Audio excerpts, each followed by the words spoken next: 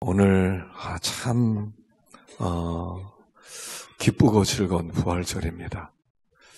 예수 그리스도께서 죽은 자 가운데서 부활하시고 또 우리들에게 놀라운 기쁨을 선물해 주신 이 부활주일입니다. 기독교는 부활 위에 세워진 교회입니다.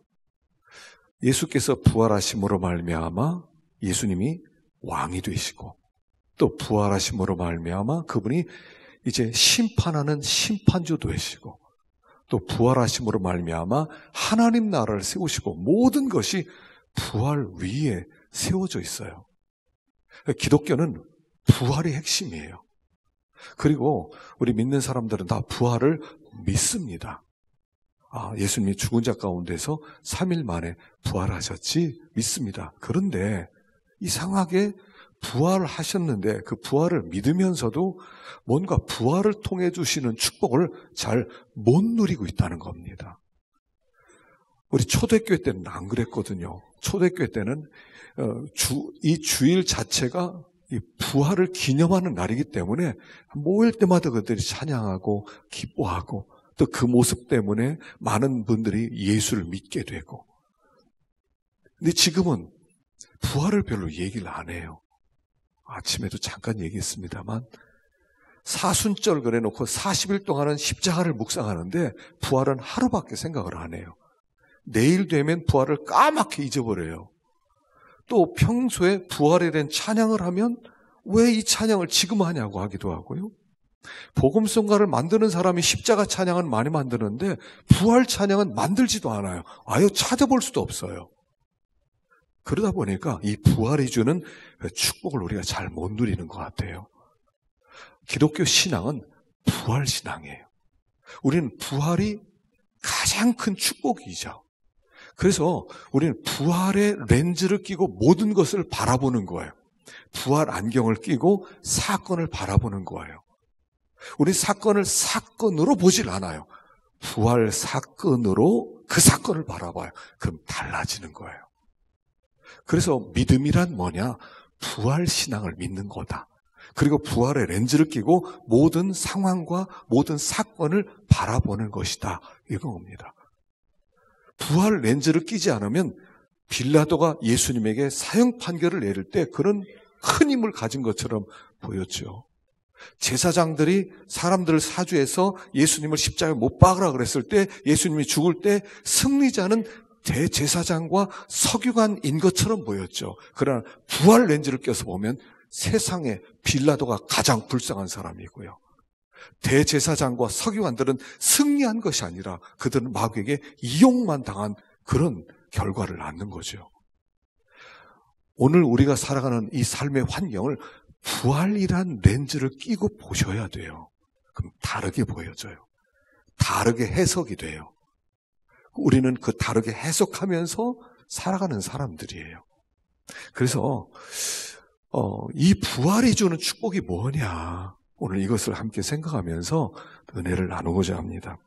자, 요한복음 2장 1절을 한번 읽어보겠습니다. 요한복음 2장 1절 시작. 사흘째 되던 날 갈릴리 가나에 혼례가 있어 예수의 어머니도 거기 계시고. 여러분 갈릴리 가나의 혼인잔치에서 행하신 예수님의 이적 아시죠? 잔치집인데요. 포도주가 떨어졌어요. 이 포도주가 떨어졌다는 것은 이제 그 잔치집이 끝났다는 얘기예요. 포도주 없이 손님을 잔뜩 불렀는데 음식이 다 떨어진 거예요. 지금으로 말하면 음식 정도가 아니라 그 당시에 포도주, 유대인들에게 포도주는 전부예요. 전부. 잔치집의 전부. 근데 그게 없는 거예요. 그래서 그 잔치가 파장되고 사람들이 불만 소리가 나오고 소리가 커지는데 큰일 났다 그러는데 예수님이 물로 포도주를 만들었어요. 그게 며칠째 일어났던 일이냐면 여기 사흘째 되던 날 이렇게 얘기해요. 그러니까 사흘째라는 것은 뭐냐면 예수님의 부활을 상징하는 사흘이에요. 예수님께서 부활하심으로 말미암아 아주 기쁨이 다 사라진 그곳에 주님이 찾아오심으로 말미암아 부활 소식을 전함으로 말미암아 그들의 기쁨을 회복시킨다. 이게 예수님의 첫 번째 이적이에요. 요한복음의 가장 중요한 이적이에요. 왜 예수님이 오셨느냐? 물로 포도주를 만들어서 그 끝난 잔치집에 다시 한번 기쁨을 회복시키기 위해서 오셨다. 이런 뜻이에요. 그래서 예수를 믿으면요, 기쁨이 생기는 거예요. 이 기쁨이 어디서 오냐 하면, 제일 큰 기쁨은 뭐냐면 죄사함의 기쁨이에요. 사실은 죄사함. 예수님의 부활이란 뭐냐면 십자가에서 우리 죄 때문에 죽으셨어요. 그리고 나서 그분이 다시 부활하심으로 말미암아 예수님이 하나님께 드렸던 그 제사를 하나님이 기쁘게 받아주셨다. 그래서 백성의 모든 죄를 다 용서했다 하는 증거가 부활이란 거예요. 자, 여기에 요한복음 20장 11절에 이런 말씀이 있거든요. 읽어보겠습니다. 시작. 마리아는 무덤 밖에 서서 울고 있더니 울면서 구부려 무덤 안을 들여다보니 흰옷 입은 두 천사가 예수의 시체 뉘었던 곳에 하나는 머리편에 하나는 발편에 앉았더라. 마리아가 예수님 시신에다가 향유를 부러 갔는데 무덤 문이 열려져 있고 시신이 없는 거예요. 그 나중에 이게 어디 갔을까 울면서 다시 들여다보는데 그 예수님이 시신이 있었던 곳에 천사가 발 쪽에 하나는 머리 쪽에 앉아 있는 거예요. 그리고 누구를 찾느냐라고 물어봐요. 왜 천사가 둘이 나타나냐면요, 이게 하나님의 지성소에는 법궤를 상징하는 거예요. 지성소에 들어가면 법궤가 있어요. 그 법궤가 있는데 법궤 안에는 법궤는 십계명 돌판 2개가 있고요. 그 다음에 아론의 쌍난 지팡이, 그 다음에 만나. 그것은 뭐냐면 이스라엘 백성의 죄악을 상징하는 표시예요. 근데 그 뚜껑이 어떻게 생겼냐면 뚜껑에 천사가 날개를 펴고 서로가 마주보는 모습이에요. 그리고 대제사장이 1년에 한 번씩 짐승의 피를 들고 들어가서 그 뚜껑 위에다가 피를 붓는 거예요. 그 뚜껑을 속죄소라고 불러요. 그리고 하나님께서 그 속죄소에서 피를 보시고, 그리고 그 속에는 인간의 죄를 상징하는 그런 돌판, 그 다음에 아론의 쌍난 지팡이, 그리고 만나, 그걸 피로 덮으셔서 용서하신다, 이런 뜻이에요. 그리고 제사장이 피를 뿌린 다음에 다시 나올 때 백성들이 환호성을 울리는 거예요. 와, 대제사장이 살아나온 걸 보니까 하나님이 우리의 죄를 용서하셨구나. 요게 부활이고요. 지금 예수님이 누우셨던 거기에 천사가 양쪽에 머리편과 발편에 있었던 것은 바로 속죄소를 상징하는 거예요. 그러니까 예수님께서 살아나왔다는 것은 하나님께서 예수님의 제사를 받으시고 그의 모든 죄, 백성의 모든 죄를 다 씻어주셨다라고 하는 표시예요. 그래서 예수님 부활하셨습니다 하는 이 뜻은 이런 뜻입니다. 여러분의 모든 죄가 싹 용서함 받았습니다. 하나님 앞에 가면 우리는 죄 때문에 너 죄인이야, 다시는 우리를 죄로 말미암아 말씀하지 않으실 것입니다 하는 그런 증거가 부활이라는 거예요. 우리가 지금 여기에서는 용서받은 거 어때 그러지만, 그러나 그날이 되면요, 주님이 재림하시는 날 하늘의 천군 천사가 그분이 호령과 천사장의 소리를 오실 때는 심판주로 오시거든요. 영광스러운 분 오실 때 사람들이 너무 두려워서 산들아 나에게 덮여다오, 바위야 나를 덮여서 나를 좀 죽여다오, 저 영광의 얼굴 좀 안 보게 좀 해다오 할 만큼 그 두려운 날이 온다는 거예요. 죄 때문에.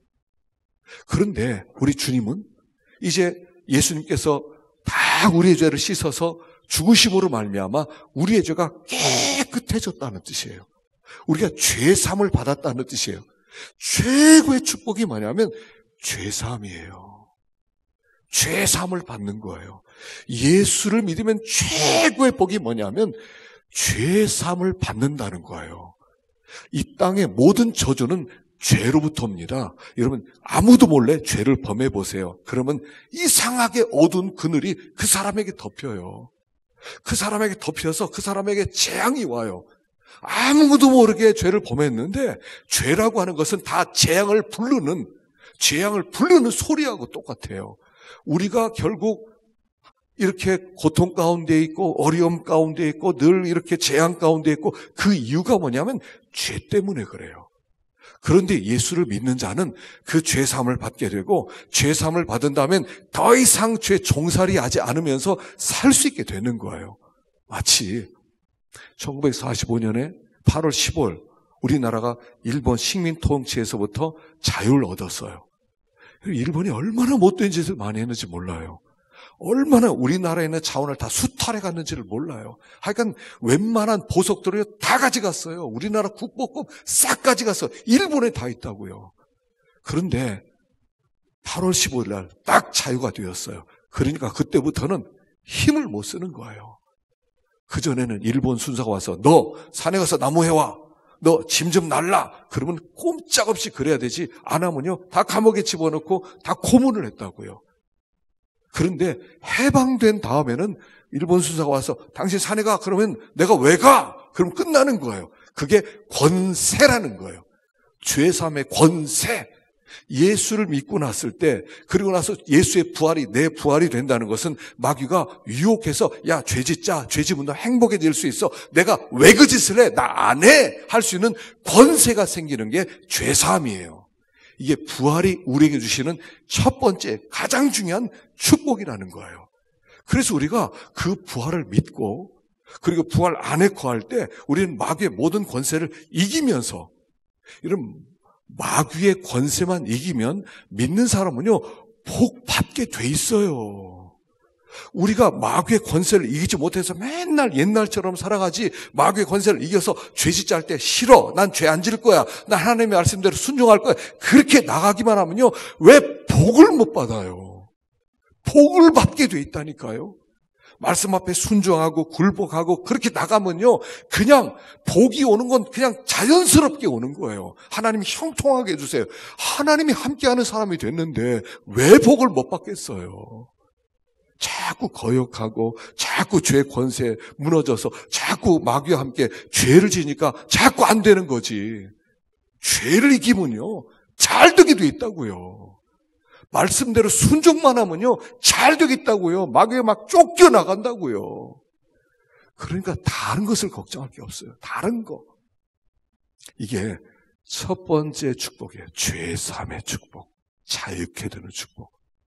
그래서 이 부활을 믿는 자마다 죄사함을 받으시고 죄 용서를 받으시고 그 죄로부터 해방, 자유를 마음껏 누리시기를 축원합니다. 그 다음에 두 번째는요. 마태복음 28장 7절 한번 읽어보겠습니다. 마태복음 28장 7절 시작. 또 빨리 가서 그의 제자들에게 이르되 그가 죽은 자 가운데서 살아나셨고 너희보다 먼저 갈릴리로 가시나니 거기서 너희가 배우리라 하라. 보라 내가 너에게 일러느니라. 예수님이 부활하신 다음에 안 보였어요. 그 천사들이 나타나서 제자들에게 알려주시는 게 바로 이 말씀이에요. 그가 죽은 자 가운데서 살아나셨고 너희보다 먼저 갈릴리로 가시나니 거기서 너희가 배울 거야. 부활하신 주님을 어디서 만날 수 있다고 그랬냐면 갈릴리에서 만난대요. 갈릴리. 이 갈릴리는 제자들은 다 갈릴리 출신이었어요. 갈릴리는 아주 촌구석이었고요. 거기에는 그냥 귀양살이 가는 곳이라고 할 만큼 아주 열악한 환경이에요. 다 그 출신들이 제자들인데 내가 부활하신 주님이 갈릴리 너희 고향에서 만나겠다. 삶의 현장 속에서 우리를 만나주시겠대요. 자, 주님이 부활하셨다. 이게 무슨 뜻이냐면 다시 만날 수 있다는 뜻이에요. 죽으셨다 하는 것은 다시 못 만난다 이런 뜻이고 부활하셨다. 우리 언제든 그분을 다시 만날 수 있다 이런 뜻이에요. 그래서 부활하신 주님을 우리는 만날 수 있어요. 어디서 만나냐면 갈릴리에서 만날 수 있어요. 갈릴리는 내가 살아가는 삶의 현장이에요. 내가 믿음으로 살고 내가 말씀대로 살고 내 삶의 현장 속에서 좀 하나님과 함께 동행하고 싶어서 믿음으로 사는 그 현장 속에 주님은 먼저 와서 기다리고 우리를 언제든 만나주시겠대요. 여러분 이런 생각을 해본 적이 없으셨어요? 저도 그런 생각을 해봤는데 예수님 시대에 태어났으면 얼마나 좋을 뻔했을까? 예수님이 얼굴 배웠고 예수님 어떻게 생겼는지 모르잖아요. 예수님 어떻게 생겼을까? 베드로가 예수님과 함께 밥도 먹고 함께 잠도 자고 함께 여행도 다니고 함께 복음도 증거하고 그리고 예수님 막 일으키시는 기적들도 막 체험하고 오병 이어로 5,000명 막 먹일 때 나도 막 빵도 한번 나눠줘 보고 병든 자를 고칠 때 문둥병자도 고치고 죽은 나사로 살 때 나사로야 나올 때 나사로가 죽은 자가 살아나오는 역사도 보고 중풍병자도 막 고치고 풍랑이는 바다도 막 걸어오는 것을 보고 얼마나 좋을까요?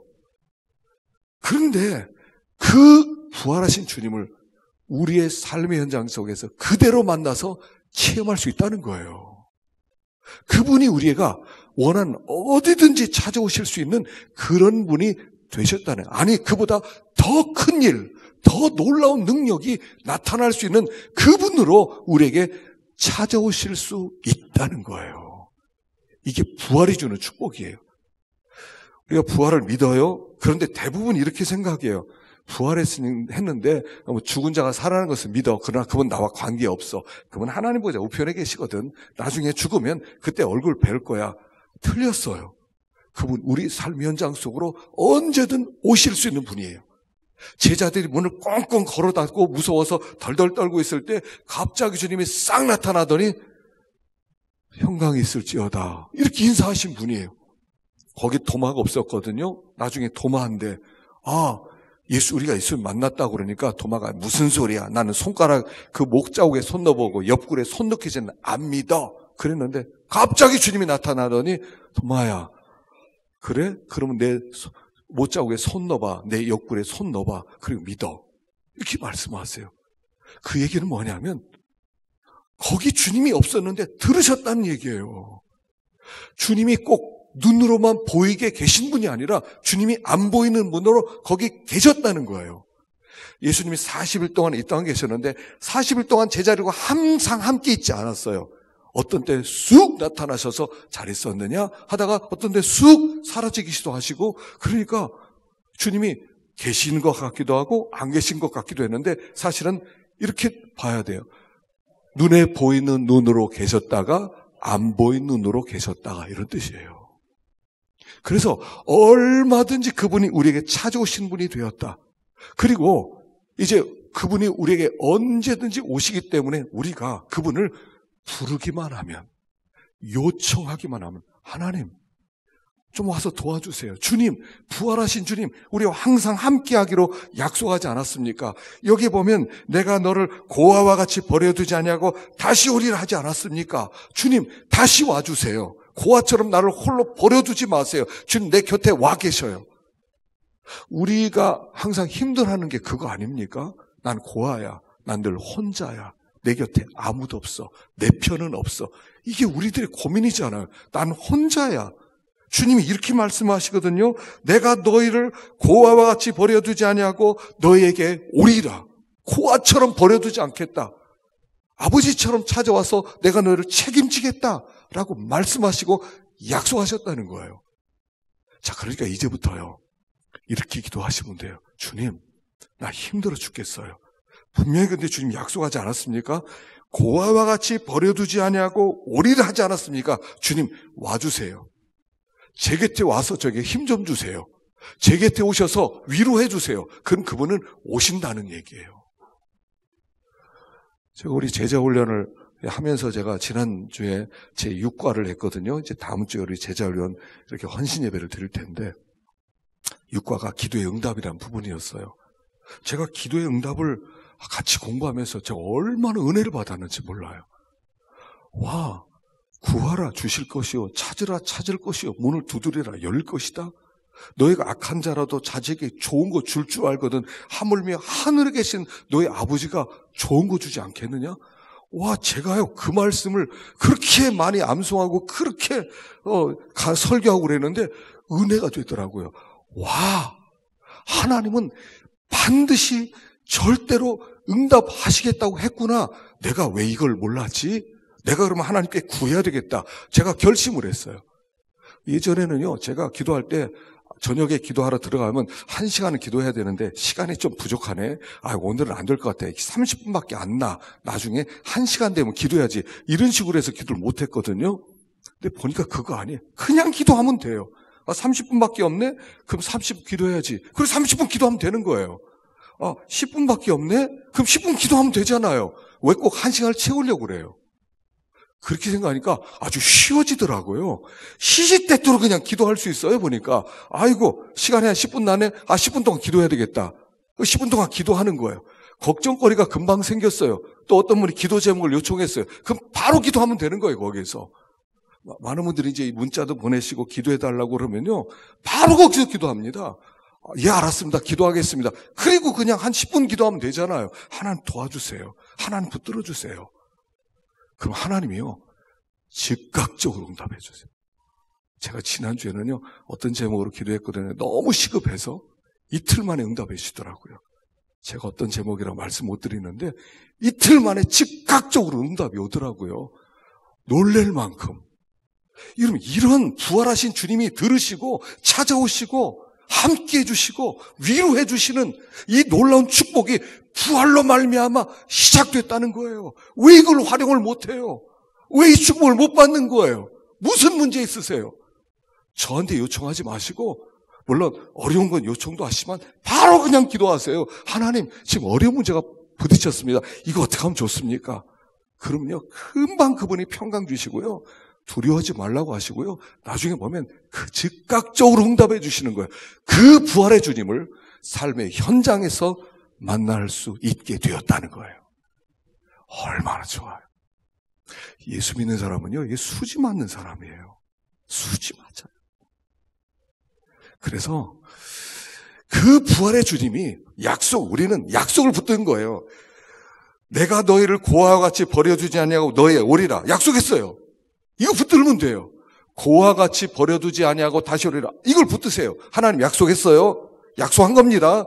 고아와 같이 버려두지 않는다고 그랬죠. 홀로 두지 않는다고 그랬죠. 오신다고 그랬죠. 주님, 내가 이 약속 붙들고 기도합니다 할 때 하나님이 반드시 찾아오셔서 응답하실 것을 믿습니다. 이게 놀라운 복이에요. 제가 이거 깨달았어요. 신나더라고요.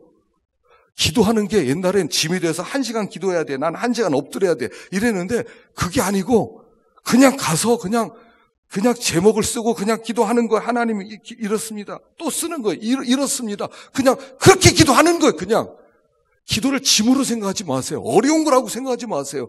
아버지 앞에 나와서 그냥 쏟아내는 거예요. 고아처럼 버려두지 않는다고 하지 않았습니까? 세상 끝날까지 함께 한다고 하지 않았습니까? 주님, 제가 강구합니다. 다 들어주실 줄로 믿습니다. 돌아보면요, 들어주셨어요. 우리는 자꾸 이렇게 생각해요. 윗사람 하면은 좀 어려워요. 하나님은 윗사람이잖아요. 윗분이잖아요. 그러니까 그냥 하나님 알아서 해주세요. 늘 기도하는 게 알아서 해주세요. 그리고 아예 기도도 안 해버려. 알아서 해주세요. 근데 하나님은요, 우리가 교제하기를 원하세요. 야, 내가 알아서 해주는데 너 기도하면 안 되겠냐 그래도. 기도하면서 하나님 알아서 해주세요. 어떤 문제 알아서 해줄까? 그분이 모르시겠어요? 근데 그분은 우리와 친밀하게 교제하고 싶어서 기도하라고 하는 거예요. 친밀하게 교제하고 싶어서. 그래서 부활의 주님이 얘야, 내가 네 곁에서 내가 너의 문제를 들어줄게. 그래서 만일 우리가 기도해서 들어주시면 와, 하나님 진짜 살아계시는구나, 진짜 나 사랑하는구나를 알고 있지만 알아서 해주세요. 그러면 어떤 것을 알아서 해주셔도 감사가 없어요. 알아서 해주셨는데 뭐 그냥 저절로 된 거지 뭐. 믿음은 또 안 생겨요.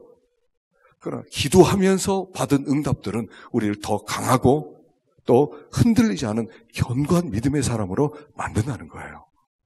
부활하신 주님은 찾아오셔서 언제든 만날 수 있고 언제든 들어주시는 하나님이시다 하는 거예요. 세 번째는 55절 한번 읽어보겠습니다. 고린도전서 15장 55절 시작.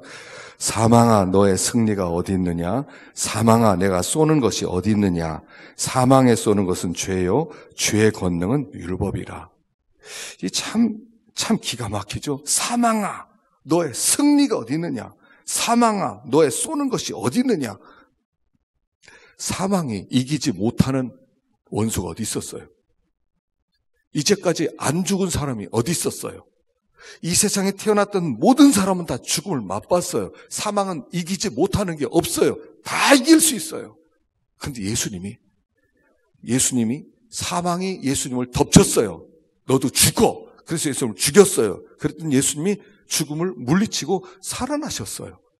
그 얘기가 뭐냐면 예수님의 부활은 사망의 죽음을 얘기하는 거예요. 사망의 죽음.